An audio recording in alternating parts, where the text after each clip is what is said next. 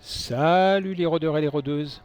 Alors, comme je te l'avais dit, aujourd'hui, c'est pause pour la Starlet qui est en train de faire sa belle sur un parking juste au bord de l'Adriatique. Et pour nous, c'est pareil, tranquille. Hier soir, petite balade en ville. La fraîcheur de l'appartement, vive la clim, une bonne hydratation et un petit auto de 20 minutes nous raison de mon coup de chaud.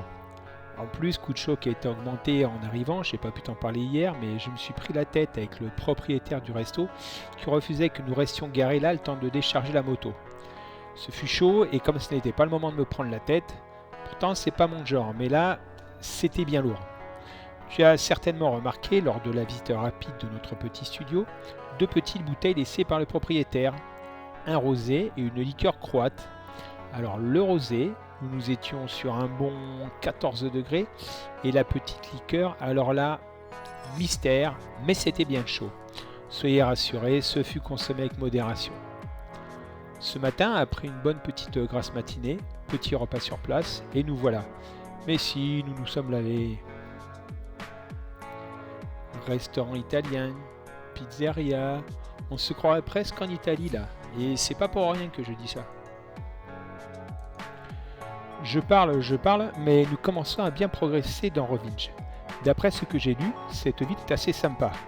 Bon, je vous avais dit que je ne faisais pas un documentaire, mais des vidéos visant à te faire vivre ce que nous avons vécu.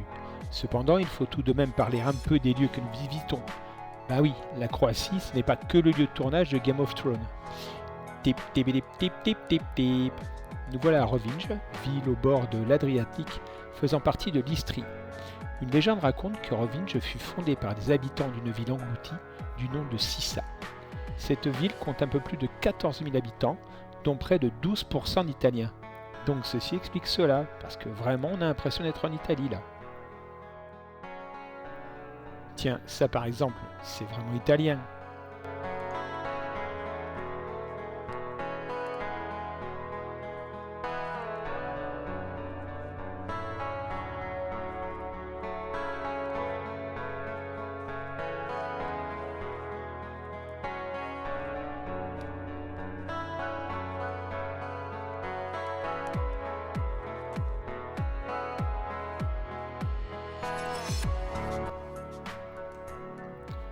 Comme je te l'ai dit, nous préférons visiter en plein cagnard, quitte à avoir trop chaud afin d'éviter la foule des touristes. Là, c'est impeccable, peu de monde et de l'ombre. Ces ruelles pavées sont vraiment très agréables et nous ne souffrons pas du chaud. Il n'y a vraiment pas grand monde comme tu peux le voir. Non, je n'ai pas utilisé une IA quelconque pour effacer les touristes. C'est comme ça.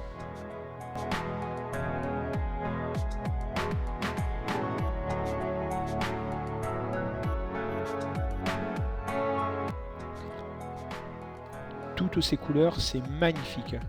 Magnolia, glycine, c'est vraiment un plaisir de déambuler dans ces ruelles.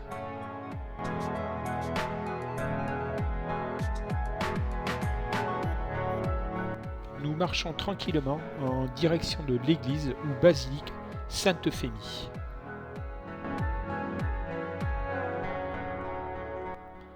Des marches. À chacun de nos voyages, nous sommes amusés par le nombre de sites auxquels on accède par des escaliers.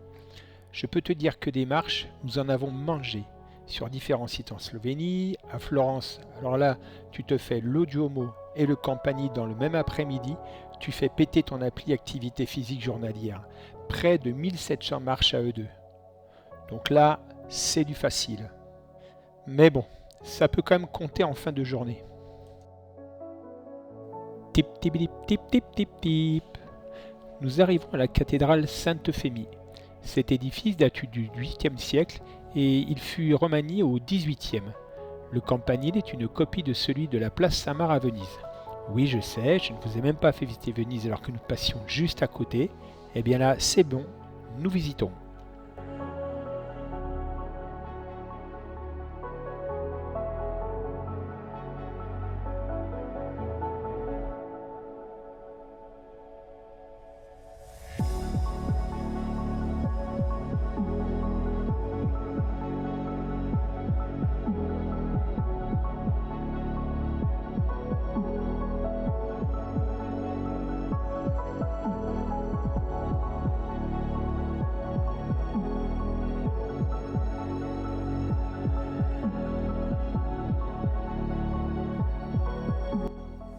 Je t'ai parlé tout à l'heure du campanile.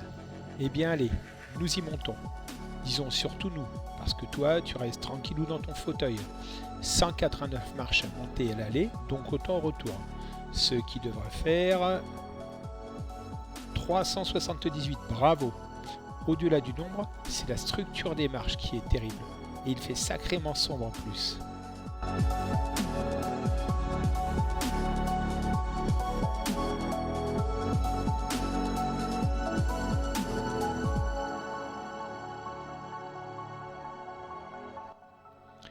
Voilà ce que ça donne.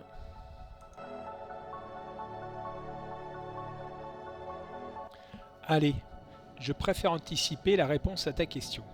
Oui, tu croises les gens qui redescendent. Je ne te dis pas le bazar que c'est. Mais bon, toujours dans la bonne humeur. En tout cas, j'espère que la vue sera belle. Parce que franchement, elles sont balèzes ces marches. En fait, plus nous montons, moins elles sont larges.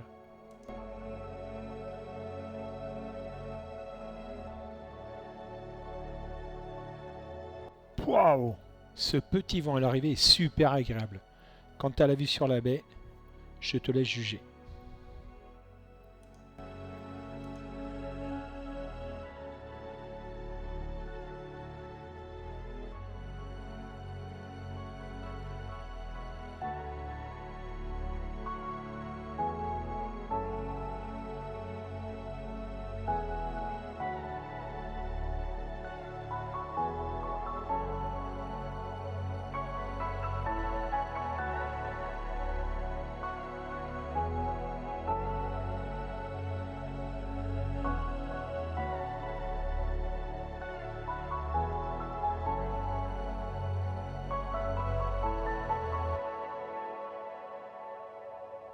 Tip tip tip tip tip tip tip.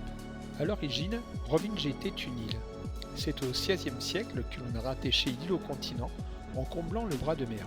En effet, en raison de l'arrivée massive des Dalmates, qui fiaient les Turcs, la population a explosé.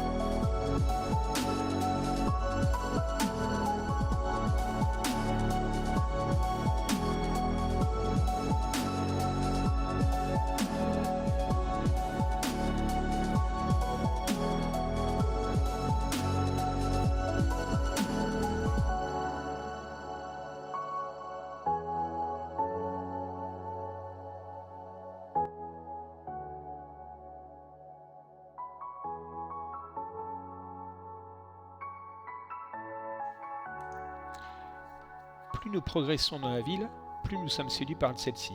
Toutes ces façades colorées, c'est d'un effet. Nous voilà sur la place Marsalatita avec sa tour de l'horloge.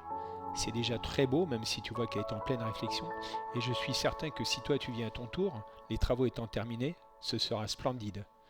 Nous sommes régalés à regarder le travail de certains artisans. Non pas parce que ceux-ci bossaient alors que nous étions en vacances, mais c'est toujours fascinant de voir les tailleurs de pierre et autres métiers d'art. De plus, nous remarquons que tout est fait afin de garder l'esprit de l'époque.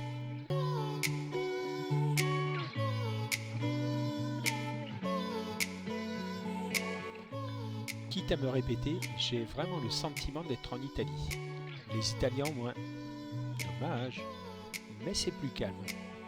Tu remarqueras qu'on commence à voir un peu plus de monde.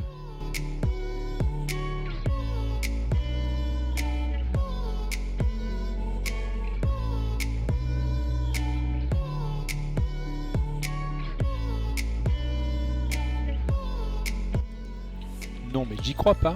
Tu espérais vraiment que je me prenne ce poteau. Eh bien non.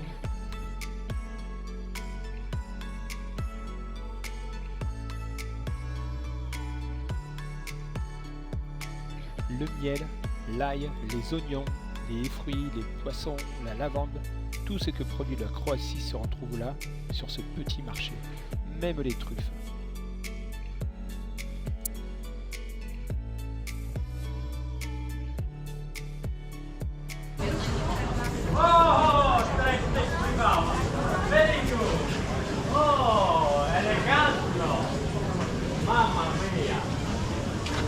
je vous dis que ça sent l'Italie.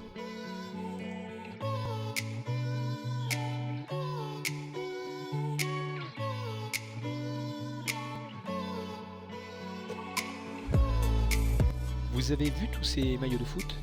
Nous avons remarqué au travers des pubs, dans les rues, au balcon, que les Croates sont très fiers de leur couleur.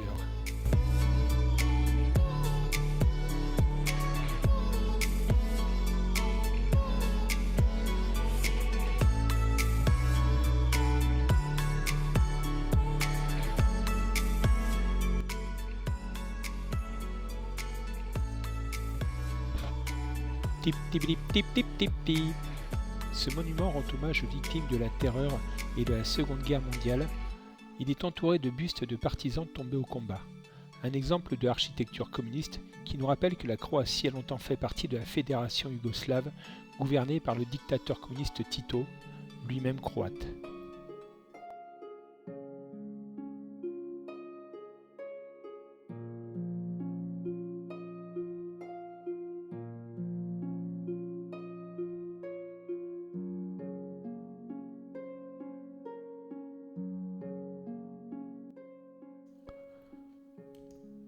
Demain, nous quittons Rovinj. Nous avons adoré cette ville avec ses rues sinueuses et pavées, ses couleurs, ses bâtiments magnifiques, cet esprit à la fois calme et vivant. Les touristes? Oui, il y en a, mais pas autant que chez nous l'été. Tu circules facilement. Si tu viens en Croatie, n'hésite pas à t'arrêter à Rovinj ou Rovinjo, qu'on surnomme la petite Venise croate. Ce soir, ce sera un petit resto. Nous en avons repéré quelques-uns bien sympas, pas trop chers, dans le centre-ville. Là, c'est comme chez nous. Plus tu t'éloignes du front de mer, et moins c'est cher.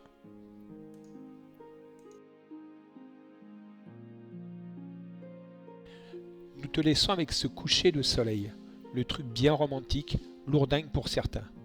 Pour nous deux, c'est toujours un moment magique. Nous devrions tous de temps à autre nous asseoir un moment et prendre le temps de regarder le soleil se coucher, symbole d'une journée qui s'achève. Aujourd'hui, c'était une belle journée que nous avons adorée, qui va nous laisser des souvenirs plein la tête. Nous espérons que tu l'auras autant apprécié que nous. N'hésite pas à mettre un petit pouce si tu as aimé, un commentaire pour me donner des conseils, poser des questions, partager tes impressions. Certains se sont abonnés, ça fait super plaisir. Et n'oublie pas, la plus belle des motos, c'est celle que tu chevauches. Allez, ciao ciao les rôdeurs et les rôdeuses.